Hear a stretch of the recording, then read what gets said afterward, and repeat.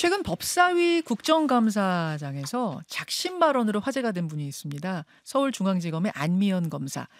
2018년 강원랜드 채용비리 사건의 수사 외압이 있었다는 그 사실을 폭로하면서 큰 화제가 됐었고요. 그 때문에 징계를 받기도 했죠. 그런 안미연 검사가 최근 국감에서 한 발언으로 또 화제가 된 겁니다. 잠깐 듣고 오죠. 이게 과연 정의에 맞습니까? 보안 사건이 전면 박탈돼가지고 부작용이 크게 일어나면 빠르게 이 부분에 대해서 책임을 지셔야 될 분들은 무리하게 입법을 하신 분들이 되거든요. 저는 윤석열 전 대통령이 총장일 때 징계 절차까지 받았던 검사입니다.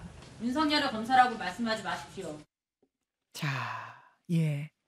이 발언 외에도 검사가 검찰 옷을 벗고 일정 기간 동안은 선출직에 나가지 못하게 하는 법이 있어야 한다.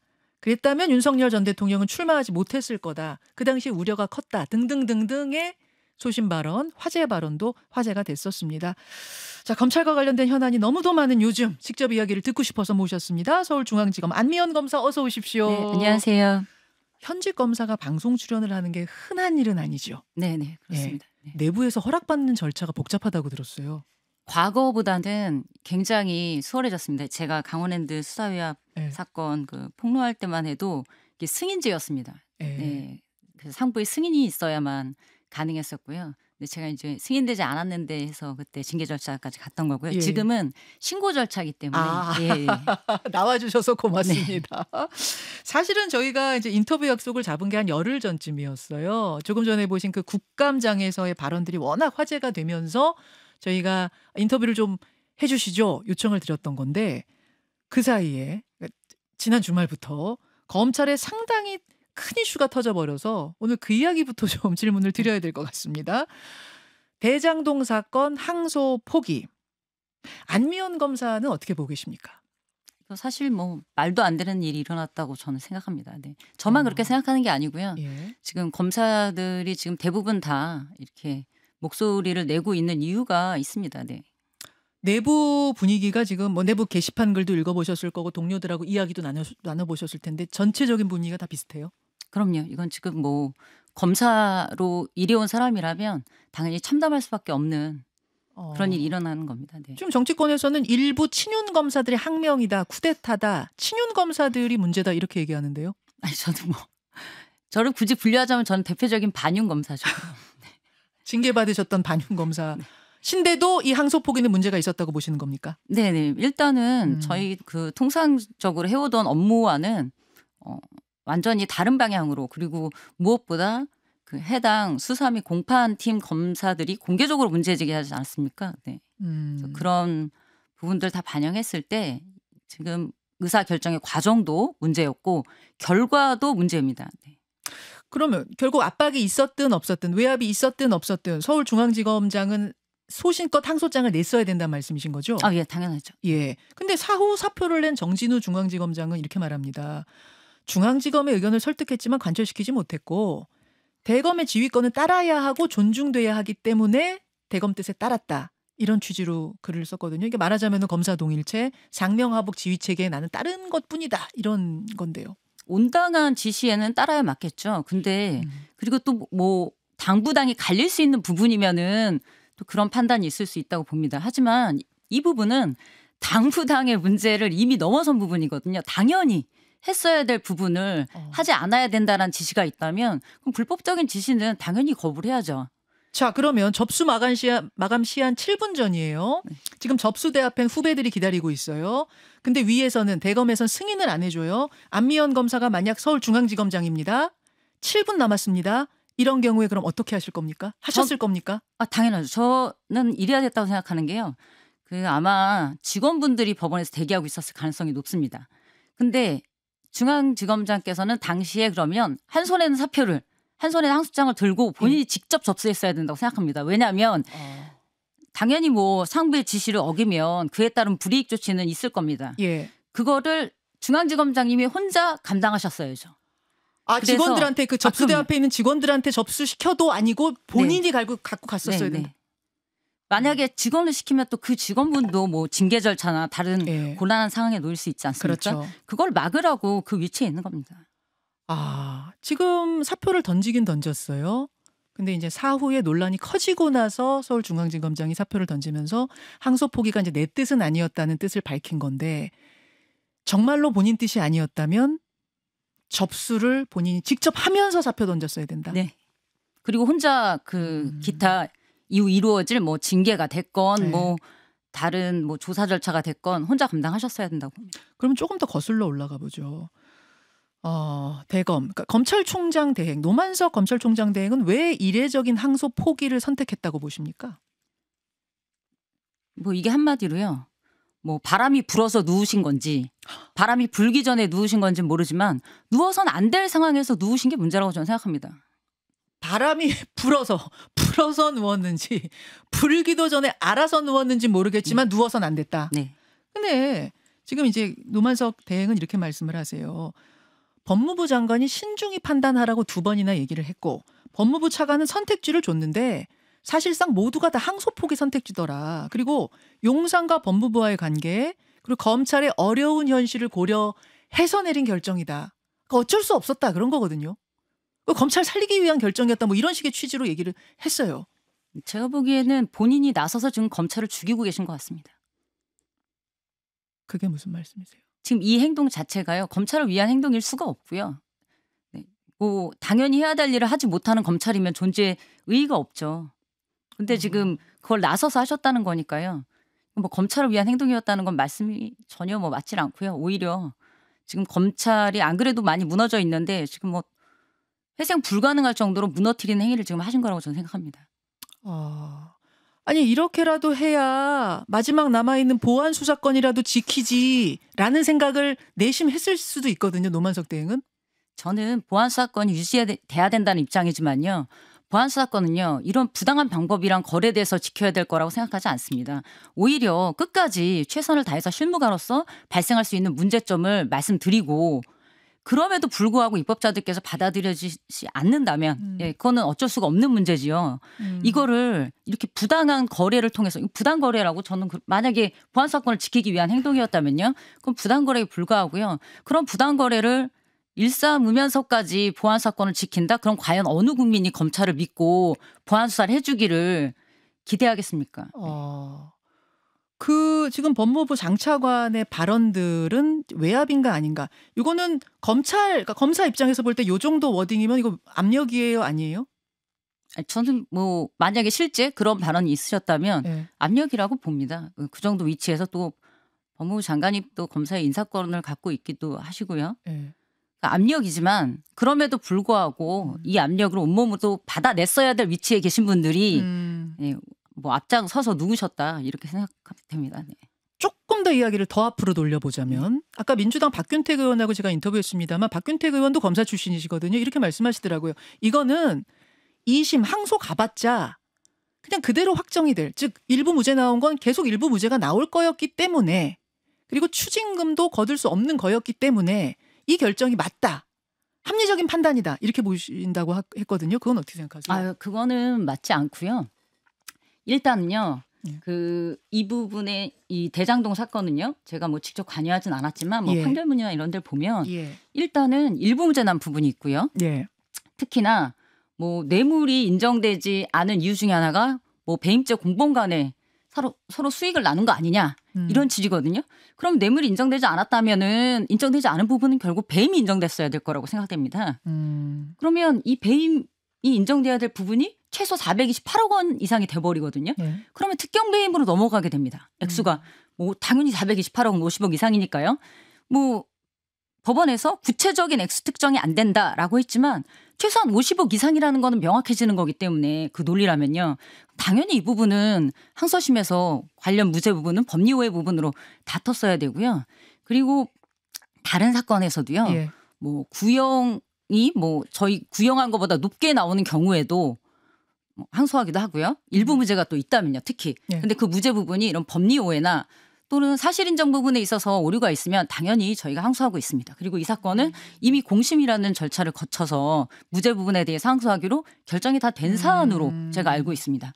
그리고 제가 예전에 태양광 사기 사건 피해자가 좀 많은 사건을 공소 유지를 한 적이 있는데요. 예. 그때 제가 주범에 대해서 구형한 게 징역 30년, 벌금 682억, 그다음에 추징금이 67억 원 정도였거든요. 예. 그걸 구형했는데 선고가 징역 25년이 나왔습니다. 예, 예. 저 이거 항소했습니다. 그것도 항소하시고 25년 나왔는데도 30년 구형에 징역 25년이고요. 예. 심지어 이 사건은요. 추징금도요. 제가 구형한 대로 똑같이 나왔거든요. 예. 그럼에도 불구하고 항소했습니다. 그런 왜냐하면 결정하신 이유는 피해자가 있는 사건입니다. 그럼 피해 변제가 온전히 이루어져야지만 되거든요. 그런데 당사자는 당연히 이제 30년 구형에 징역 25년이 나왔기 때문에 항소했거든요. 네. 그래서 피고인이 항소를 해서 피고인은 2심에서 자기 부분에 대해서 형을 감면받거나 또는 유죄받은 부분에 대해서 무죄를 다투거나 하는데 검찰에서 이 경우에 항소를 하지 않으면 예. 불이익 변경 금지 원칙 때문에 그렇죠. 피고인으로서는 손해볼 게 없는 게 됩니다. 손해가 없죠. 반면에 피해자들은요. 피해 보전을 다 받지 않은 상태인데 네. 이때 검찰에서 피해 회복이 다 되지 않은 것을 이유로 양형부당 항소를 해줘야 피고인 입장에서는 어떻게든 유리한 양형 자료를 확보하기 위해서 피해자들한테 피해 회복을 해주려고 2심 내내 노력을 할 겁니다. 근데 그렇지가 않으면 본인 입장에서는 아무것도 안 해도 검찰에서 항소를 안 하면 손해볼 게 없으니까요. 네. 그러니까 피해자들의 피해 회복 측면에서도 구형량의 뭐 저희가 절반 예. 이상인 경우에는 항소를 안 하기도 하지만 예. 피해 회복이 반드시 돼야 될 사건의 경우에는 예. 상당량이 구형하고 비슷하게 선고가 나왔어도 돼도 돼도 항소 가는 게 예, 너무 예. 당연하다. 네. 그런 말씀. 근데 이제 이제 이 지금 검사들의 이 항소 포기에 대한 반발을 비판하시는 분들이 이 말씀하세요. 윤석열 전 대통령 때 뭐 구속 취소 관련된 여러 가지 것들 뭐 그 당시에 이것들에 대해서는 정권이 그 정권에서 했던 것들에 대해서 아무 말도 안 하고 왜 이제 와서 이것만 갖고 이러냐. 민주당이 정권 잡으니까 이러는 거 아니냐. 아까 박 의원도 그 말씀하셨거든요. 일단 두 가지 점에서 네. 제가 말씀을 드리고 싶은데요. 일단 첫 번째로는요. 이게 뭐 특별하게 뭐 어떤 진영이 뭐 정권을 잡았다 이런 문제 때문에 하는 게 아니고요. 그리고 원래 뭐 이게 뭐 선택적 분노다 이러시는데 분노는 시도 때도 없이 검사들이 공개적으로 분노하는 게 오히려 문제가 될 수 있습니다. 당연히 선택적으로 분노를 해야 되고 왜 분노하는가를 지금 보셔야 되는데요. 전에 구속 취소 즉시 항고 부분 같은 경우에는 예. 의견이 내부적으로 나뉘었었습니다. 그러니까 윤석열 구속 취소. 네, 예. 거기에 즉시 항고를 이제 해야 된다라는 검사들이 있고 또 즉시 항고가 이제 뭐 굳이 하지 않아도 된다라는 그런 의견이 좀 갈리는 부분이 있었습니다. 예. 이유는 저는 즉시 항고를 해야 된다는 입장이었는데 네. 즉시 항고를 굳이 할 필요는 없다고 생각하는 분들은 실익이 없다는 겁니다. 왜냐하면 구속 취소 말고 보석에 대해서 이미 즉시 항고 부분에 대해서 헌재가 위헌적이라고 판단을 한 게 있기 때문에 사실 이 부분은 결국 가면은 위헌 판단을 받을 것이다. 그러면 지금 본류에 집중을 해야 되는데 결국은 그 부분에 관련해서 헌재로 사건까지 끌고 가버리면 본류에 집중해야 될 시간과 에너지가 분산이 된다. 그렇게 생각하는 분들도 있어서 지금 즉시 항고의 당부당 자체에 대해서 네. 뭐 저는 해야 된다는 입장이었지만 네. 그렇지 않다고 보는 분들도 상당히 많았고요. 그러니까 구속 취소냐 아니냐는 유무죄를 다투는 게 아니기 때문에 계엄에 대한 본질에 집중해야 되는 그 말씀이셨던 네, 거예요. 네, 그럼 네. 이번 건은 이번 건은요. 그리고 그 부분은 회복이 가능한 부분입니다. 설사 뭐 즉시 항고를 하는 게 맞았었다라고 치더라도요. 네. 그 부분은 이제 구속 취소된 상태에서 불구속으로 재판할 것인지 아니면은 구속을 계속 유지해야 될 것인지의 문제인데요. 구속은요 얼마든지 다시 구속시킬 수 있습니다. 네, 그렇죠. 회복이 가능한 부분이에요. 네. 실제로도 구속이 다시 되었어요. 예, 예.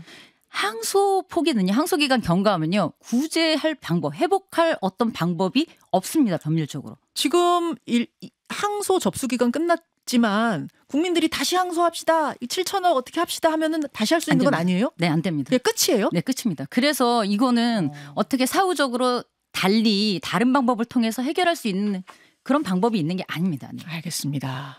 그래서 항소는 마땅히 갔어야 된다는 입장. 노만석 땡 어제 이제 휴가 내고 거취를 고민하고 있다고 하는데 이거 책임지고 사퇴해야 할 사안이라고 보십니까? 저는 진즉에 사실 사퇴하셨어야 되는 게 아닌가라는 생각이 들었습니다. 뭐. 진작에. 네네. 이미 저는 뭐 백희룡 경정과의 네. 그 통화 내용을 제가 국감 그 현장에서 들었거든요. 네. 예. 그 자체가 이미 그 검찰 조직을 지금 어쨌든 총장님이 안 계실 동안에 대행이니까 이끌어야 되는데요. 전혀 이끌 능력이 안 되는 분이다. 자질이 안 되는 분이다. 그러면 오히려 이런 시기에는 정말 전체적으로 조직을 이끌어 나가고 뭐 1년 후에 조직이 이제 개편될 때 그거를 잘 이행하실 분은 오히려 리더십이 있고 잘 이끌 분이 리더가 돼야 되는데 지금 전혀 그런 자질이 안 되시는 분이 거기 계시면 지금 온전하게 뭐 이 개혁을 흐름에 따라서 잘 수행할 그런 능력이 안 되시는 분이라는 거기 때문에. 네. 알겠습니다. 알겠습니다. 안미연 검사 만나고 있습니다. 화제를 좀 바꿔보죠. 네. 사실은 요것 때문에 나오셨던 건데 국정감사에서 화제가 됐던 발언 보안 수사권 얘기입니다. 안 검사님은 검찰개혁은 필요하다고 주장하셨어요. 네. 그리고 방향성에도 동의한다고 하셨어요. 그런데 보안 수사권까지 박탈하는 것은 부작용이 있다. 강하게 주장하셨단 말입니다. 어떤 부작용을 우려하시는 걸까요? 뭐 일단은요. 이 무리한 수사가 진행될 수 있는 부분은 예. 당연히 도려내는 게 맞습니다. 그래서 그런 부분은 이제 수사를 직접 개시하는 부분에 있어서는 무리한 수사가 진행될 수밖에 없습니다. 사실은. 왜냐하면 수사를 개시한 사람들 입장에서는 그 수사를 성공시켜야 된다라는 그런 마음이 들 수밖에 없거든요. 그러다 보면은 사실 뭐 수사라는 것은 생물과 같아서요. 진행하다 보면은 뭐 원하던 처음에 그런 방향대로 안 갈 수가 있는데 그걸 쉽게 받아들이지 못하고 무리하게 진행할 수도 있거든요. 하지만 보안 수사는 출발점이 아예 다릅니다.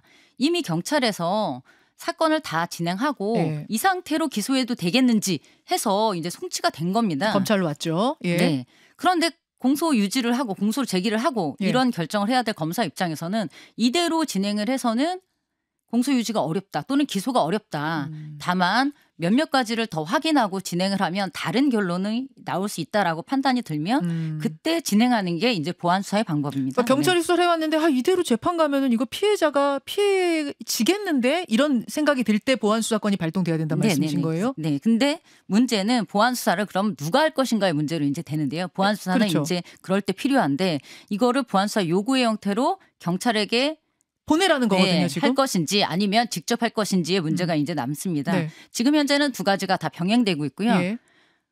두 가지 다 병행되는 거는 직접 보안 수사도 가능하고 예. 보안 수사 요구의 형태로도 가능하다는 겁니다. 경찰한테. 네.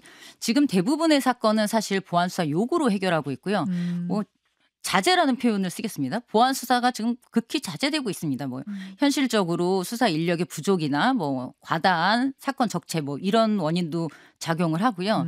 또 당시에 기본적으로 뭐 검수완박이라고 표현하면요. 1차적으로 이루어졌던 지지난 정권이죠. 그래서 이루어졌던 변화는 기본적으로 직접 수사 부분을 줄이라는 그런 의미에서 이루어졌던 부분이었기 때문에 보안 수사도 뭐 직접 수사 일환이라고 본다면 당연히 원칙적으로는 보안 수사 요구를 해결을 하고 뭐 몇몇 가지 그럴 수 없는 경우에 제한적으로 하는 게 오히려 그때 흐름에도 맞고 현실적으로도 다 보안 수사를 직접 감당할 수가 없습니다, 지금. 예, 네. 예. 다만 자제하느냐 원천적으로 못하느냐는 별개의 문제거든요. 네.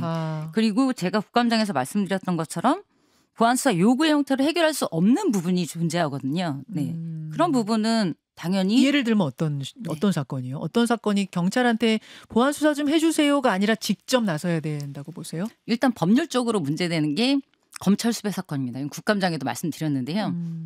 사람을 붙들어 두고 조사를 하려면 예. 영장이 있어야 됩니다. 그렇죠, 근데 그렇죠. 그렇게 영장이 발부돼서 수배가 돼 있는 사람들의 소재가 이제 발견이 되면요.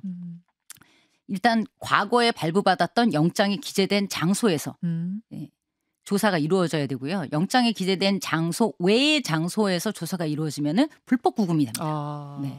근데 이 영장이라는 게요. 언제 발부받았을지 가늠할 수 없는 게요. 뭐 97년부터 도망 다니고 있던 사람도 있고요. 뭐 또 2005년에 도망간 사람도 있고요. 네. 그러니까 굉장히 과거에서부터 지금 그런 사건이 존재합니다. 그런 사건들의 이제 영장의 인치 구금 장소는요. 검찰 수배 사건은 검찰로 돼 있는 겁니다. 네. 그러면 보안 수사 요구를 하려면 이제 수배자가 발견이 됐을 때 경찰로 인계하는 순간 불법 구금의 문제가 발생해서 그건 안 되고요. 예. 그다음에 수배된 사람이 소재가 발견이 돼서 체포가 되면 그렇게 오랜 세월 도망 다닌 사람이면 기본적으로 구속영장을 이제 청구해야 될 사람들이라 보시면 되거든요. 근데 체포된 자에 대해서 구속영장을 청구할 수 있는 기간이 체포한 때로부터 48시간 내려야 됩니다. 알겠습니다. 제가 네. 좀 정리를 해볼게요. 그러니까 보안 수사권이 검찰에게 필요한 건 그걸 다 쓰겠다는 것이 아니라 피해자 중심으로 놓고 봤을 때 분명히 검찰이 써야지 이익이 되는 부분들이 있는데 그것조차 빼앗아 버리는 건 국민들 입장, 피해자 입장에서는 이게 좀 과한 것이 아니냐라는 그런 주장이신 것 같아요. 네, 그리고 뭐 법률상 보안 수사 요구의 형태로는 진행할 수 없는 검찰 수배 사건 이런 부분에 있어서는 당연히 남겨져 있어야 된다 이런 말씀입니다. 알겠습니다. 오늘 사실은 그 항소 포기 관련해서 좀 강한 발언들도 많이 하셨는데 안미연 검사님 윤석열 정권에서도 징계받으셨는데 이번에 또 징계받으시는 거 아니냐 걱정하는 댓글들이 많이 옵니다. 괜찮으시겠어요? 그때도 제가 한 3, 4년 뭐 좀 고생을 하긴 했었는데요. 근데 이게 해야 될 말씀을 꼭 드려야 되고요. 제가 한 가지 또 좀 1분 남았습니다. 네, 드릴 게 아까 지금 박균택 의원께서 말씀하신 부분 중에 오류가 있어서 그건 좀 정정을 드려야 될 것 같아서요. 어떤 부분일까요? 그 범죄 수입 환수 부분 말씀입니다. 이게 범죄 수입 환수와 관련해서 부패재산 몰수법에는요. 과거로부터 배임이나 횡령은 범죄 피해 재산임에도 불구하고 저희가 이렇게 묶어둘 수 있었다고 이제 쉬운 표현으로 하면요. 그렇게 할 수 있었습니다.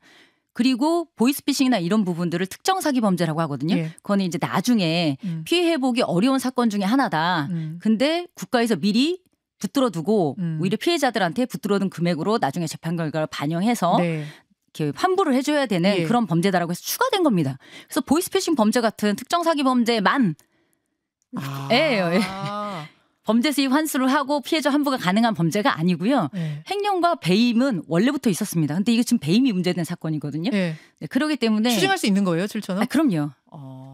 그거 갖고 어제 조국 대표하고 한동훈 대표도 막 붙고 그랬던데.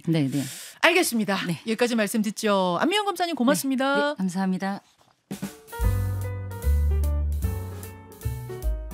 김현정의 뉴스쇼는 시청자 여러분의 참여를 기다립니다. 구독과 좋아요, 댓글 잊지 않으셨죠? 알림 설정을 해두시면 평일 아침 7시 10분 실시간 라이브도 참여하실 수 있습니다.